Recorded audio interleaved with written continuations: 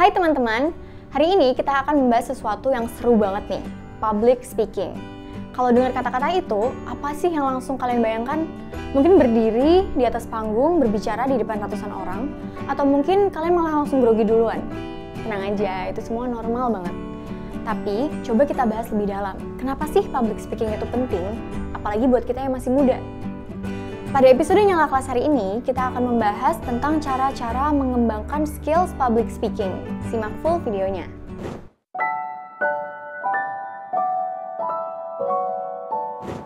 Hari gini, siapa sih yang nggak aktif di media sosial? Kita semua sudah terbiasa banget mengekspresikan diri lewat tulisan, entah itu di komentar Instagram, Twitter, atau TikTok.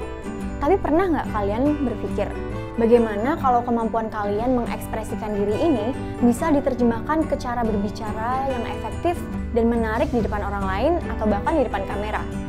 Gimana kalau kita nggak cuma jago ngetik, tapi juga jago ngomong? Faktanya, public speaking bukan cuma buat yang bercita-cita jadi menteri, selebriti, atau influencer terkenal.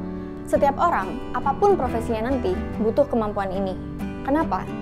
Karena kemampuan berbicara itu adalah seni. Seni menyampaikan ide, seni memengaruhi orang lain, seni membangun hubungan.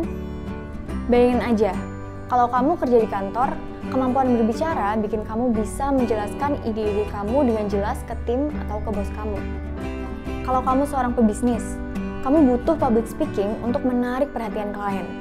Bahkan kalau kamu cuma ngobrol di komunitas, skills ini membantu kamu jadi orang yang didengar dan dihargai pendapatnya. Menurut sebuah artikel di Decoding, public speaking adalah salah satu soft skill utama yang harus dimiliki generasi muda di era sekarang. Kenapa? Karena kemampuan berbicara bukan cuma soal berbicara, tapi bagaimana kamu bisa meyakinkan orang lain, menyampaikan ide, dan menjadi pribadi yang lebih percaya diri. Di dunia kerja misalnya, kamu nggak cuma dinilai dari kemampuan teknis. Banyak perusahaan besar menilai karyawan dari kemampuan mereka untuk menyampaikan ide di rapat atau saat presentasi.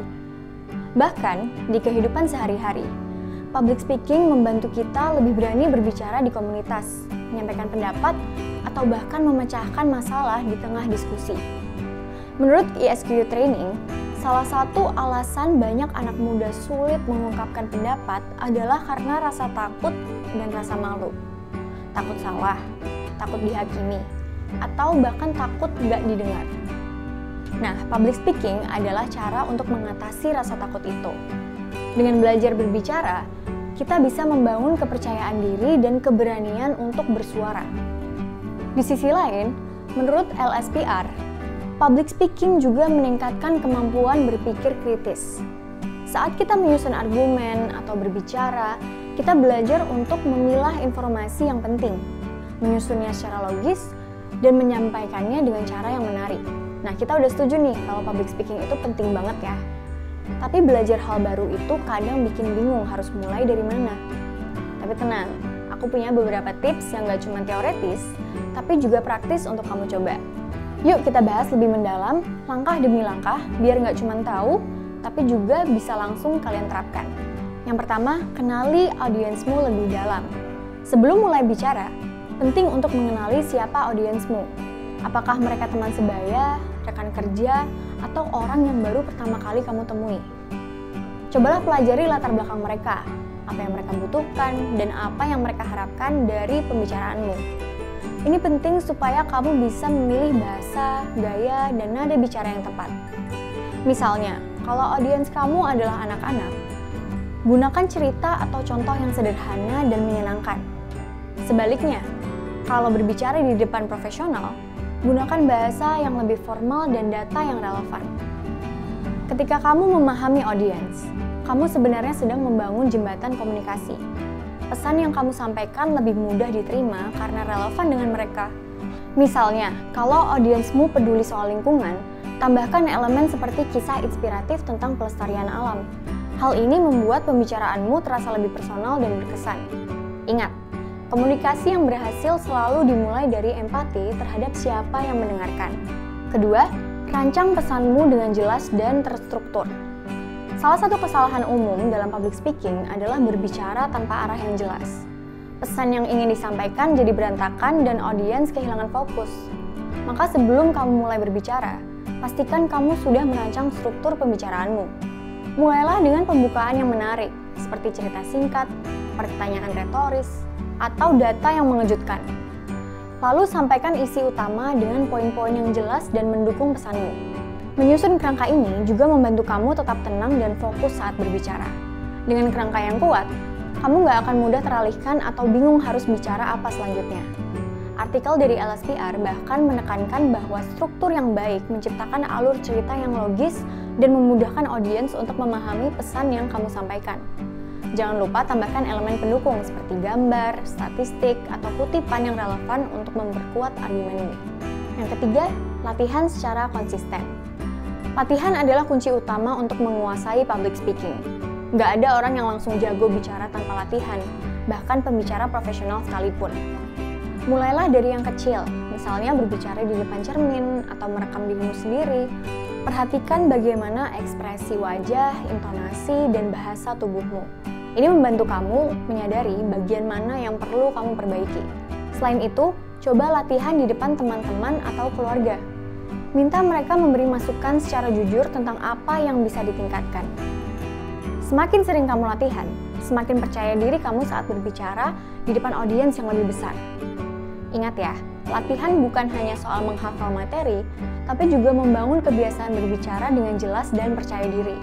Seperti kata pepatah, practice makes perfect.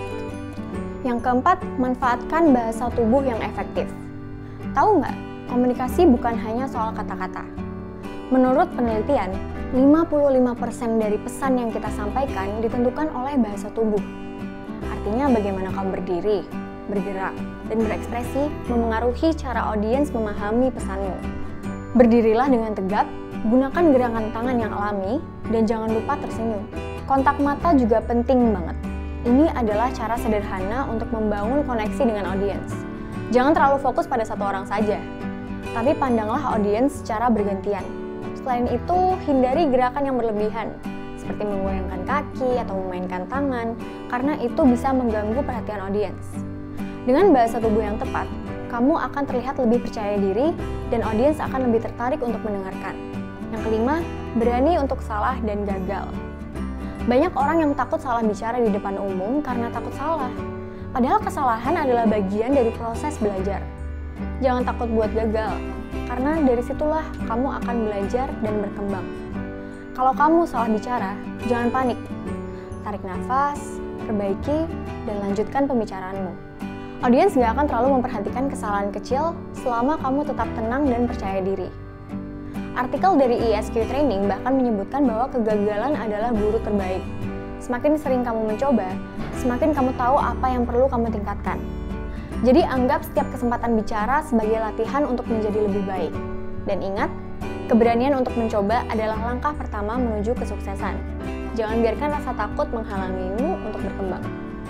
Yang keenam, gunakan teknik storytelling. Salah satu cara paling efektif untuk menarik perhatian audiens adalah dengan bercerita. Cerita punya kekuatan untuk membuat pesanmu lebih berkesan dan mudah diingat. Cobalah tambahkan elemen cerita pribadi atau kisah inspiratif yang relevan dengan topik pembicaraanmu. Misalnya, kalau kamu membahas keberanian, ceritakan pengalaman pribadimu saat menghadapi tantangan yang besar. Storytelling juga membantu kamu membangun hubungan emosional dengan audiens. Mereka nggak hanya mendengarkan kata-katamu, tapi juga merasa terhubung dengan pengalamanmu. Tapi pastikan cerita yang kamu sampaikan singkat, relevan, dan mendukung pesan utama ya. Jangan sampai cerita malah membuat pembicaraanmu melantur. Yang terakhir, gunakan visual yang mendukung. Kalau kamu berbicara dengan menggunakan alat bantu seperti slide presentasi, pastikan visual yang kamu gunakan sederhana dan menarik. Gunakan gambar, grafik, atau diagram untuk menjelaskan poin-poin yang penting. Tapi jangan terlalu banyak teks dalam satu slide, karena itu bisa membuat audiens bosan. Visual yang baik adalah yang mendukung, bukan yang menggantikan pembicaraanmu. Jangan biarkan audiens hanya fokus pada slide dan lupa mendengarkanmu. Kamu adalah pusat dari presentasi, bukan alat bantumu. Dengan visual yang efektif, pesanmu akan lebih mudah dipahami dan diingat. Jadi teman-teman, public speaking bukan soal menjadi orang sempurna atau jadi pembicara yang terkenal. Ini soal bagaimana kita bisa mengekspresikan diri dengan baik, menyampaikan ide, dan membuat dampak.